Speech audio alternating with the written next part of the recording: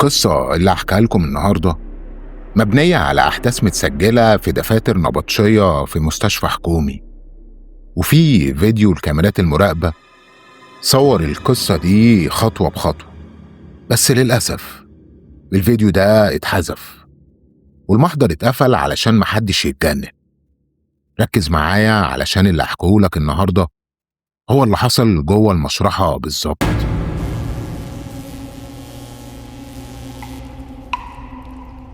الذين آمنوا وتطمئن قلوبهم بذكر الله ألا بذكر الله تطمئن.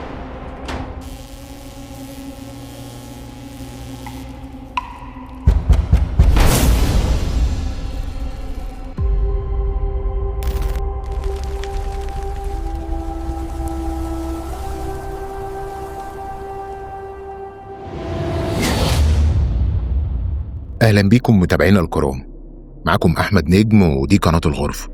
في البداية عايز أقول إن حلقتنا النهاردة من الحلقات الجامدة جدا، لأنها من القصص المرعبة ومليانة أحداث غامضة كتير. فزي ما تعودنا نفصل نفسينا عن أي حاجة حوالينا ونجهز سماعاتنا، ويلا بينا نشوف قصتنا النهاردة بتتكلم عن إيه. يلا بينا.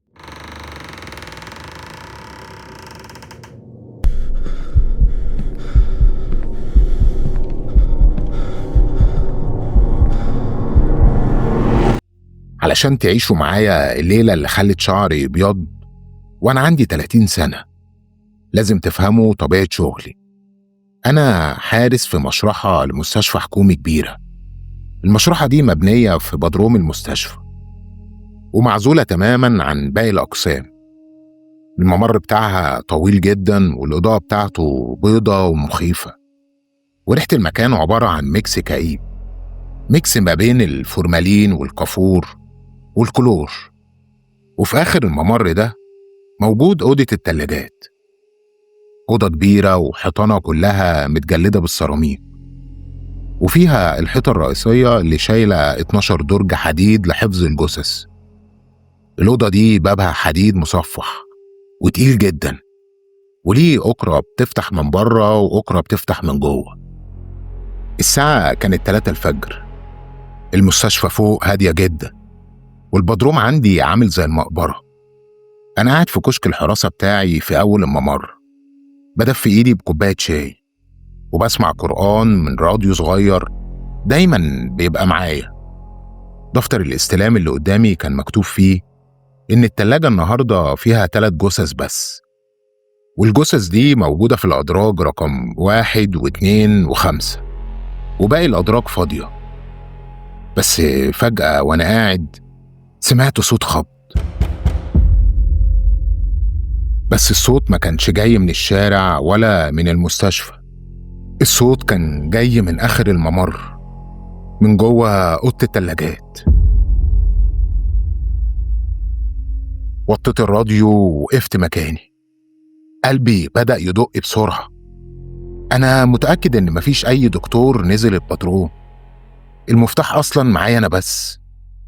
ساعتها سحبت الكشاف بتاعي وعصاية الحراسة ومشيت في الممر بخطوات بطيئة.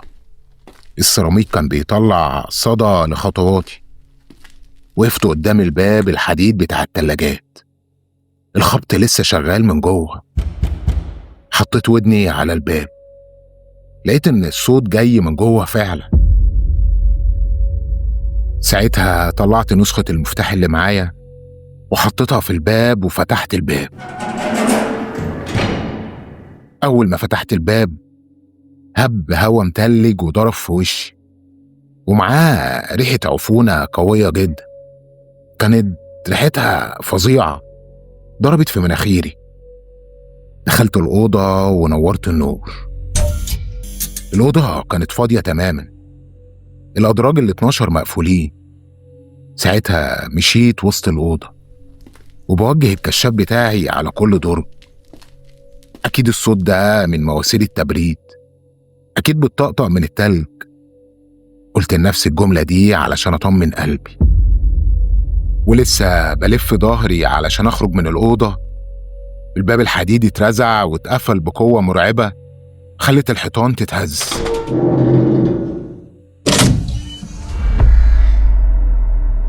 نطيت من مكاني وجريت على الباب، مسكت الأكرة وبدأت أشد فيها لتحت. الأكرة مكلبشة ومش راضية تتحرك ملي واحد. الباب اتقفل عليا من بره. يا فتاح يا عليم، مين بره؟ بلاش هزار ماسخ. زعقت بأعلى صوتي وبدأت أخبط على الباب، لكن مفيش أي رد. أنا متأكد إن مفيش حد كان في الممر بره، بس إزاي الباب يتقفل لوحده كده؟ وفي اللحظة دي لمبة الأوضة البيضة بدأت ترعش، نورها بيضعف ويقوى بسرعة رهيبة، وكانت بتعمل صوت زن غريب، وبعدين طفت. بقيت غرقان في أوضة كحل. الأوضة غرقت في ضلمة ومفيش أي مصدر نور تاني في الأوضة. في الوقت ده البرد بدأ ينهش في عظمي. التبريد بتاع الأوضة دي متصمم علشان يحفظ الجثث، يعني درجة الحرارة هنا تحت الصفر. أنا لو فضلت هنا ساعتين دمي هيتجلط وهموت. وبعدها بثواني السكوت المرعب ده اتكسر. سمعت الصوت تاني، بس المرة دي ما كانش خبط، كان صوت تزييق معدة. ده صوت العجل بتاع درج التلاجة وهو بيتحرك على المجرى بتاعه. نورت كشاف الموبايل ووجهته بسرعة ناحية حيطان التلاجات، ولما النور ضرب عند الأدراج لمحت إن الدرج رقم 7 هو اللي بيتحرك. الدرج رقم 7 اللي في الدفتر بيقول إنه فاضي. الدرج بدأ يتفتح بالراحة، الدرج بيخرج لبره سنة سنة. ساعتها الرعب شل حركتي. أنا لازق في الباب الحديد والتليفون بيترعش في إيدي. ساعتها الدرج اتفتح نص فتحة ووقف. فضلت واقف مكاني 5 دقايق. النفس كان طالع من بقي زي الدخان الأبيض من كتر البرد. ساعتها ابتديت أقرأ كل الآيات اللي حافظها في سري، وبعدها اتشجعت وقلت لازم أقفل الدرج ده. مشيت بخطوات تقيلة ناحية الدرج رقم 7. مديت إيدي الشمال اللي بتترعش علشان أزقه لجوه، والتليفون كان في إيدي اليمين. بس لما قربت وبصيت جوه الدرج لقيت إن الدرج ما كانش فاضي. الدرج كان فيه كفن أبيض وملفوف، بس حجمه غريب جدا. كفن طويل قوي ورفيع كأنه ملفوف على ماسورة، مش على جسم بني آدم. والكفن ده لونه متغير، كان عليه بقع مية سودة. ساعتها إيدي وقفت في الهوا وما قدرتش أتحرك، لأن أنا متأكد إن الدرج ده كان مكتوب في الدفاتر إنه فاضي. وفجأة وأنا واقف لمحت الكفن ده بدأ يتحرك. القماش الأبيض بدأ يتنفخ ويفش كأن اللي جواه بيتنفس. وبعدها لقيت إيد بتظهر من تحت القماش. الإيد دي لما شفتها كان شكلها مرعب، لونها رمادي مسود، وجلدها مكرمش ولازق على العظم، والصوابع بتاعتها طويلة جدا، وفي آخرها ضوافر سودة ومتكسرة. الإيد دي مسكت في طرف الدرج وابتدت تشد الجسم اللي جوه لبره. صرخت ورجعت لورا لحد ما خبطت في ترابيزة التشريح الاستانلس اللي في نص الأوضة، والتليفون اللي كان في إيدي وقع مني واتدحرج تحت الترابيزة، والنور بتاعه بقى ضارب في السقف ومخلي الأوضة كلها عبارة عن خيالات مرعبة. وبعدها لقيت الجسم اللي في الدرج ده طلع ونزل على الأرض، بس ما سمعتش صوت خبطة رجليه. أنا سمعت صوت حاجة لزجة بتنزل على السيراميك. الكيان ده لما وقف على رجليه لقيته طويل جدا، راسه كانت قربت تخبط في السقف، وظهره محني بشكل مخيف، وجلده كله عبارة عن حروق سودة شكلها مرعب. بس المصيبة ما كانتش في شكله، المصيبة كانت في وشه. لما كان ده لف رقبته وبصلي في الضلمة دي، ملامحه بدأت تتشكل وتتغير. الجلد السايح ده بدأ يتلم لحد ما أخد شكل وش أعرفه كويس أوي. لقيته أخد شكل وش أنا، كان نسخة مني، بس عينيه كانت بيضة تماما. ولقيته ابتسم ابتسامة شقت وشه نصين وبينت سنان مدببة. الكيان ده فتح بقه واتكلم بنبرة كلها شماتة ورعب، ولقيته بيقول لي: أخيرا جيت يا ياسين، أنا مستنيك هنا من زمان، دورك خلص بره، ادخل نام مكاني بقى عشان أنا سقعت. وبعدها اتحرك ناحيتي بسرعة مستحيلة. ده ما كانش بيمشي، ده كان بيزحف في الهوا. في الوقت ده أنا نطيت من فوق الترابيزة بتاعت التشريح للناحية التانية. الكيان خبط في الترابيزة وطيرها في الحيطة. الرعب حولني لحيوان محبوس بيدافع عن حياته.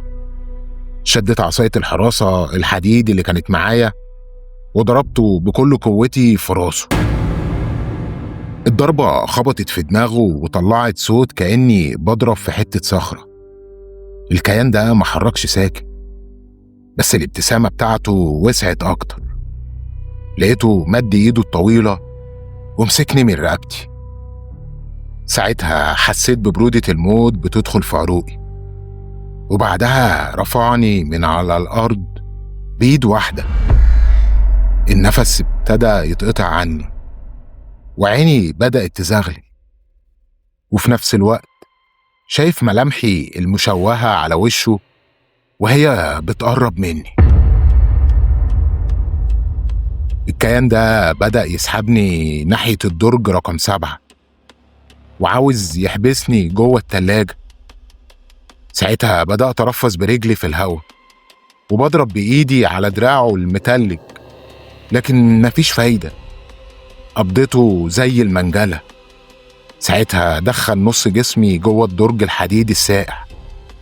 ريحة الموت مالت زوري. في اللحظة اللي حسيت فيها إن دي النهاية وإن روحي بتطلع، ابتديت أقرأ الآية الوحيدة اللي افتكرتها في الكارثة دي. صرخت بيها بصوت مخنوق في وشه: وجعلنا من بين أيديهم سدا ومن خلفهم سدا فأغشيناهم فهم لا يبصرون. أول ما قلت الآية دي الكيان صرخ صرخة رجت المشرحة كلها.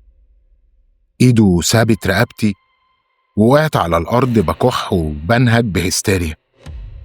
ساعتها الكيان رجع لورا وجسمه بدأ يتلوى كأنه بيتحرق من جوه، وفجأة اختفى في الضلمة كأنه دب في الهوا بتاع الأوضة. فضلت واقع على الأرض ضامم نفسي وبترعش من البرد والرعب. وبعد دقايق سمعت صوت حركة بره في الممر.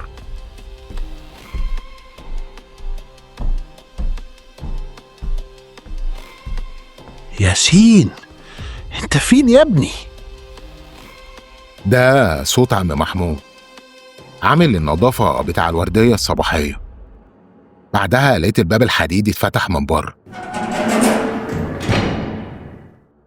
نور الممر ضرب في الأوضة ولقيت عم محمود دخل عليا وهو مصدوم، ولما شافني واقع على الأرض جري عليا ولقيته بيقول لي: يا ساتر يا رب، ايه اللي دخلك هنا يا ابني؟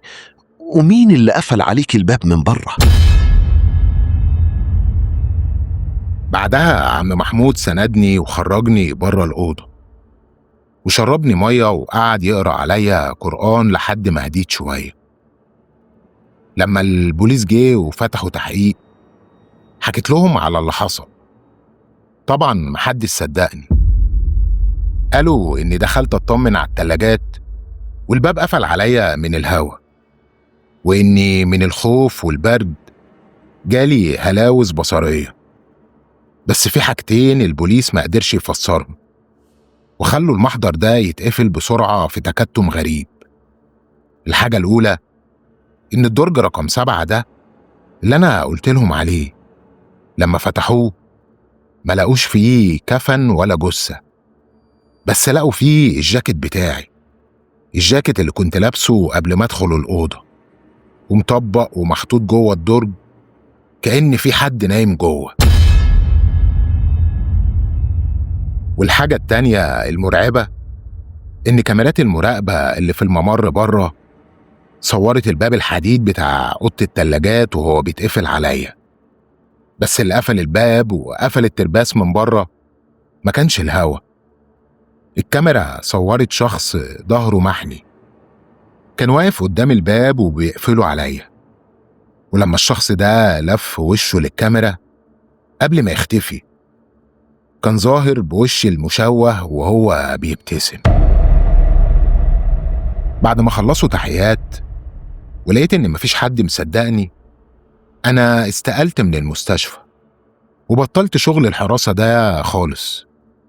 بس لحد النهاردة كل ما بقف قدام مراية بالليل بخاف أرمش، بخاف أفتح عيني ألاقي النسخة التانية مني لسه بتبتسم نفس الابتسامة ومستنية اللحظة اللي تاخد فيها مكاني في الدنيا وتديني مكانها في التلاجة. القصة خلصت هنا يا شباب، بس الكابوس لسه مفتوح. تفتكروا الكيان اللي خرج من درج 7 ده كان جن ساكن المشرحة ولا قرين لياسين مستني اللحظة اللي يسرق فيها حياته؟ ولحد ما نتقابل في القصة اللي جاية ما تنسوش تعملوا لايك للقصة دي لأن ده بيفرق معانا جدا، وانزلوا تحت في التعليقات قولولي رأيكم في القصة. تصبحوا على خير واشوفكم في القصة اللي جاية.